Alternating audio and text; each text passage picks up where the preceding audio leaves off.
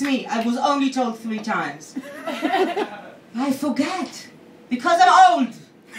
I'm old. It's like, you know, they tell you your boobs will be the first to go. And then they stand in front of the mirror every morning. And you see the perky motherfuckers are still there and the brain is gone. It's not there. I got some new anti-aging cream today. It's amazing how the older you grow, the creams become more promising and more beneficial.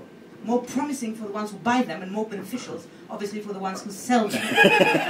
You know, when you're 16, all they promise you is moisture for £5. Big deal if you're 16, you squirt moisture all over the place. Now they promise you age reverse. They take you back in time. Do you see my wrinkles? It's because it's dark. They're there, but in a few weeks, for £47, which I paid today, they will be gone. You're the last people to say, I've calculated that I'm now 41. By my 42nd birthday, I will look 39 and a half. By the time I'm 80, I will be like an 18-month-old for the people who change my diapers. Yeah, it's a bit shit. You might have noticed by now, I'm not from around here. Came down from Haringey. Haringey used to have a very bad reputation. You know, this neighborhood where overworked social workers would let toddlers die of abuse. Those days are gone. The coalition government. No more social workers. Toddlers are being raised by the big society. And the big uncle who helps the big dad abuse them. That's where we're at now. But of course, being from Haringey in itself is not enough to excuse my atrocious accent. Anybody lost an erection yet? You don't have to admit, that would be the R's in my accent. They are the destroyers of any hard-on. Anybody popped an erection? Well, you live in hope. I'm from Israel, that's the accent. Anybody knows anything about Israel?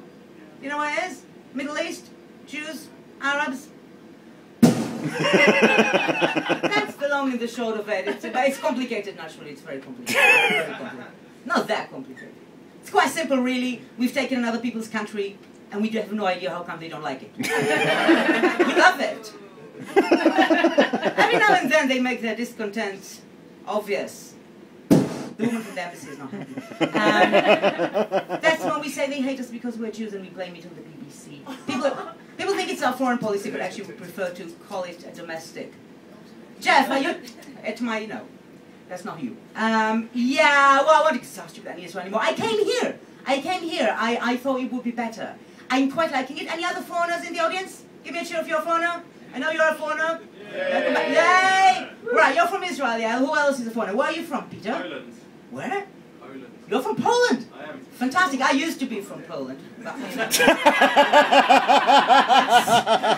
will not ask you where my grandmother is. I know where she is. Thank you. Anybody else from elsewhere? Where are you from, darling? Spain. Spain? What are you called? What's your name? Nuria.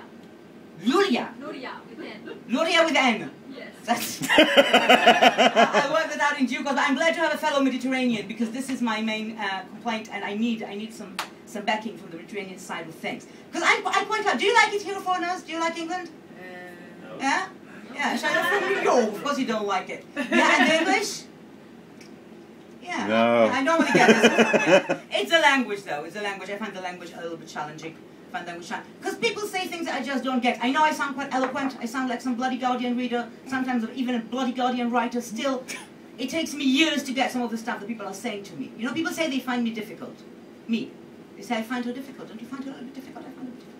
That means they fucking hate her, doesn't it? It took me a while to figure this one out. They also say to my face, they say, this is not helping. It's not helpful. It's not helping me, Steve. That means what you're doing now makes me hate you. I hear that quite a lot. Not only during sex. Mostly though, mostly. Get your finger out of that, it's not helping. Sorry, about the previous guy. No need to get emotional. No need to get emotional. That means cry in my office again and I will fire you. You're crying because I've already fired you. Cry some more, I'll shoot you. Sorry, by the way, not a word of apology, not a word of apology. Not when said on the tube in rush hour. That means drop dead. Are you shining your light at me, Boris? No. Yeah, just about. He's used to that. We're going to Edinburgh together. I'm supposed to do 20 minutes there. After 37 minutes, he's like, ah! Yeah, I'm going. But I'm going to just leave you on a little defense of Englishmen, because they are slagged off quite a lot, mainly by English women. Not only, though. You know, how many Englishmen are there? Give me a cheer if you're an Englishman. Woo! Yeah, I thought it would sound about like that. Right, English women, you know, they say you're into your football, you're into your beer, they say you're lazy, they say you're floppy.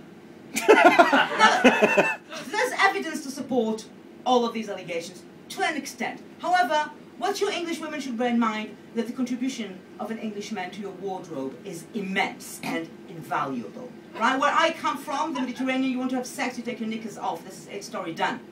Over here, you need to put shit on, don't you? You've been here for 9 years. During that time, I've accumulated in my wardrobe a fireman's uniform, and